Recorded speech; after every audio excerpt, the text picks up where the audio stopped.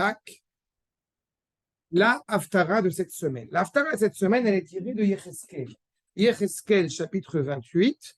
Et quel est le point de rencontre entre la Haftara et la paracha de Vaera? Essentiellement, c'est le fait que nous parlions d'abord, quand nous rentrons dans cette Haftara, de la consolation à l'égard d'Israël. Je m'y attardais sur juste un point qui m'a particulièrement interpellé, mais on parle de la consolation, vu la difficulté que nous avons dû affronter essentiellement, nous dit le Navi, par rapport à l'Égypte. On annonce la destruction de l'Égypte, donc évidemment, vous comprenez le point de liaison entre la Haftara et la Paracha, et nous revenons de cette Égypte. N'oublions pas que Yecheskel, eh bien, il a vu la destruction du premier Beth Amikdash. Donc, il y a cette notion, encore une fois, qui le rattache, même s'il est, il est arrivé avant, et on annonce déjà l'élévation de Nebuchadnezzar. Dans la prophétie de Yecheskel, c'est de ça qu'on traite. Seulement, quand on parle de la consolation du peuple juif, justement, eh bien, au moment de la délivrance, et là, comprenez bien, puisqu'on parle de Yecheskel, donc c'est pas seulement la première délivrance, mais c'est surtout, puisque c'est comme ça, c'est pas de ça qu'on parle, c'est la dernière délivrance de notre peuple à notre génération, alors on peut être surpris. Je vous lis les premiers versets de la Haftara. Kohamar Hashem Elohim, B. Kapti et de Beit Israël, Minahamim. Donc, le rassemblement des exilés au moment où nous revenons en Eretz Israël de parmi les peuples, Asher Nafutsu Bam, qui ont été donc, encore une fois, eh bien, totalement éparpillés parmi eux. Nigdashti Bam. Premier point fondamental. Mon nom a été sanctifié par eux, Bam, pour eux, l'aîné Agoïn, aux yeux de tous. Pourquoi? Parce que des quatre coins du monde, le peuple juif revient en Eretz Israël. Veyashvu al admatam, et ils vont s'asseoir sur leur terre. Asher natati leavdi le Yaakov, cette terre que j'ai donnée à mon serviteur Yaakov. Yaakov, père de la nation hébraïque. D'accord? Et voici le point qui m'a surpris. Veyashvu alea lavetach, donc on va être assis sereinement, en toute sécurité chez nous. Ubanu batim venatu keramim. Et on va construire des maisons et des vignes. Et on va s'y asseoir en toute sécurité. וישבו לבטח בעשותי שפטים בכל השעתים אותם מזיבותם וידעו כי אני השם אלוהיהם et ils sauront que je suis Akadosh Baruch Hu, leur Dieu. Voilà ma question qui m'a particulièrement interrogé. D'abord, vous avez remarqué qu'on utilise le terme de la chevette, la vétach, deux fois. Être assis en sécurité, eh bien, semble-t-il, elle est double, cette sécurité. Donc, il y a deux niveaux de sécurité. Ça, c'est la première remarque. La deuxième remarque, et qu'on va devoir essayer de comprendre dans quelques minutes. Et la deuxième remarque, c'est que certains opteraient pour le fait que le moment où nous revenons en Eretz Israël, c'est pour y construire, eh bien, une grande synagogue. Enfin, une grande yeshiva. Certains peut-être y aspirent, en tout cas, c'est on pourrait croire que c'est ça le signe essentiel. Et au lieu de cela, on nous dit quoi? Ils vont y construire des maisons et y planter des vignes. On peut être surpris sur le côté un petit peu, j'allais dire, très matérialiste de la Géoula. Je vais continuer un petit peu dans mon cynisme, alors qu'on sait pertinemment que la Géoula, c'est d'abord quelque chose de profondément spirituel. Pas, en aucune manière, un rapport à la nation qui revient sur sa terre et en plus pourrait construire des maisons et y planter des vignes. Vraiment. En plus, assez utopiste quand même de dire une phrase pareille. Donc, alors, c'est sur ce point-là que je vais essayer de répondre. D'abord, la première question sur les deux dimensions de sécurité. Vous avez deux dimensions de sécurité qui sont importantes. La première, c'est le fait, bichlal, de pouvoir y planter sa vigne et d'y construire sa maison.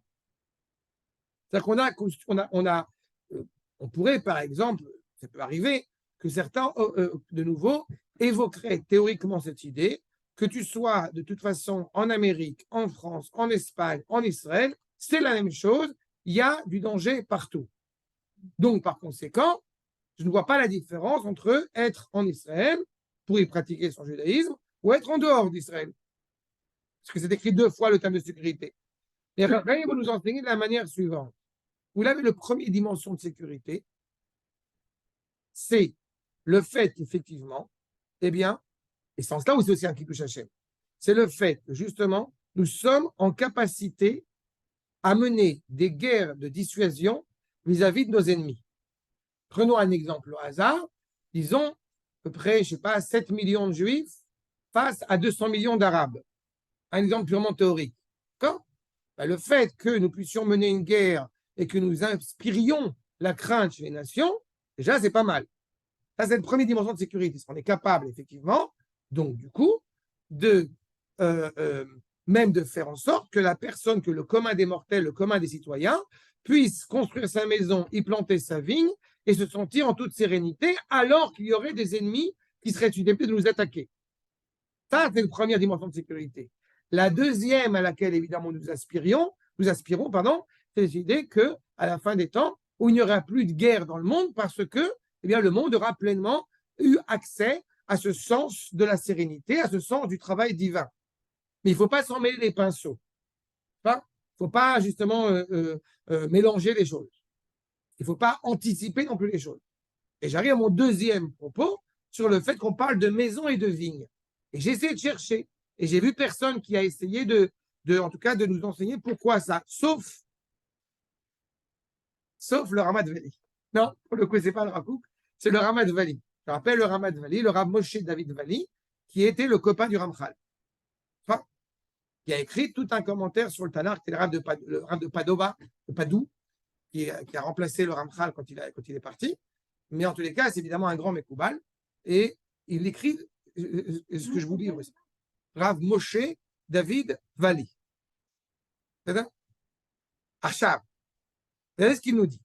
D'abord, première chose, au sujet de la sanctification du nom d'Akadosh Baruch Hu au moment où Amisraël, au moment où Akadosh Baruch Hu rassemble les exilés.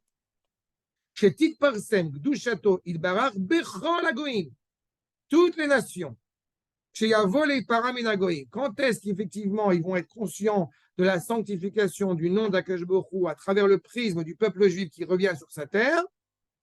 Quand il va falloir commencer à régler les comptes. C'est-à-dire, chez Sierou et Taoumot, ils sont conscients qu'ils vont devoir payer la note de toutes les années où ils ont osé blesser la nation animée par la sainteté. Chez Tsiarou et Taouma, Akedusha, Mipne, Avudato, Shel Ameler Akadosh. Toutes ces réalités qui font qu'on n'a pas pu malheureusement se rattacher à notre roi parce que les nations se sont préoccupées de nous empêcher de faire cela. Donc, en revenant en Eretz Israël, on peut retrouver cette cohérence de Mamlechet Kohanim et Goy Kadosh à laquelle nous aspirons. Et j'ajoute justement que sur cette maison et sur ce champ, cette maison et cette vigne, nous dit le Rav, Abatim em ashurashim, ve'akiramim em hashpaot aklulot berazé de kerem. Bon, qui arrive au Minyan Avayot, peu importe. C'était pas le sujet, on va pas rentrer dans la Kabbalah trop, mais il y a quelque chose qui est essentiel dans ce qui vient de dire le Ramat Vali.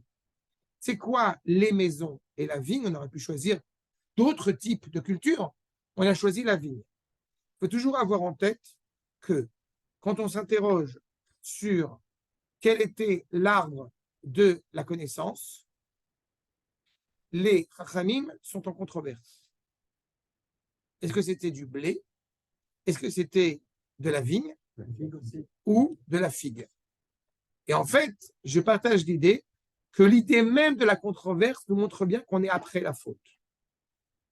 Parce que si on était avant la faute, eh bien, ça ne serait aucun de ces trois fruits-là, ça serait les trois ensemble. Le fait qu'il y ait une controverse signifie que chacun de ces fruits, chacun de ces arbres, puisque le blé était considéré comme étant un arbre à ce moment-là, eh bien, vient apporter quelque chose de fondamental qui ne peut pas exister sans l'autre.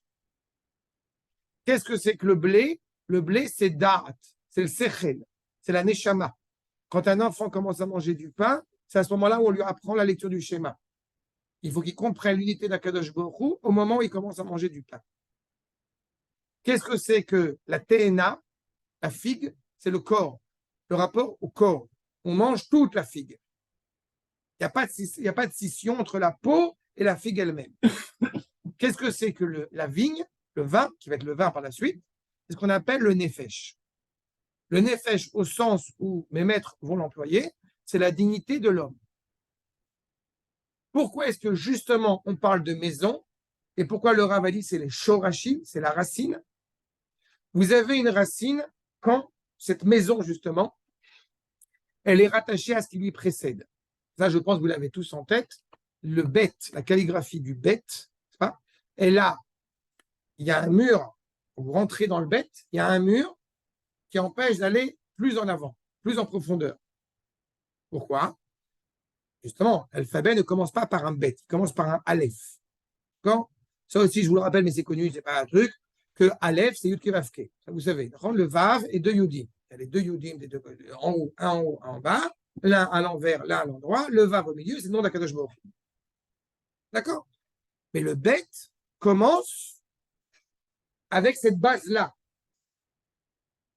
J'ai une maison parce qu'elle est remplie d'un programme, la racine même de la création, elle a un programme qui va m'amener justement au guimel, à pouvoir parfaire le monde, l'igmol. D'accord? Pouvoir faire avancer le monde. Ça, c'est le bet. Une fois qu'il y a ce shoresh, cette racine qui est bien mise en place, alors à ce moment-là, on va pouvoir influencer le monde. On ne peut pas influencer le monde si on est une nation comparable aux autres nations, en tout cas, aux yeux de certains, qui serait concurrente avec les autres nations, physiquement, matériellement, économiquement parlant. Et on ne peut pas non plus être source d'influence si on est le Vatican. On est source d'influence quand on est animé par cette racine, j'ai envie de dire, qui prend sa source dans la parole d'Akadosh Baruch Hu, et qui par conséquent va pouvoir amener l'homme à sa dignité. D'abord l'homme d'Israël en tant que tel, puis l'humanité tout entière. On sait pertinemment que le vin, d'un côté, Mesameach Levavenosh, il réjouit le cœur de l'homme, mais il peut l'emmener aussi sur des terrains glissants. Donc c'est pas un hasard si d'après le prophète il dit Batim Vekramim. D'abord c'est pas Bait, c'est pas Bait, c'est pas Kerem, c'est Batim Vekramim. Et ça aussi c'est important de l'avoir en tête. Pourquoi? Parce que si on avait dit Bait et Kerem, alors on aurait pensé effectivement une situation individuelle. Je viens en Israël pour moi, pour ma propre personnalité, pour mon individualité, parce que je vais y vivre mieux spirituellement ou matériellement.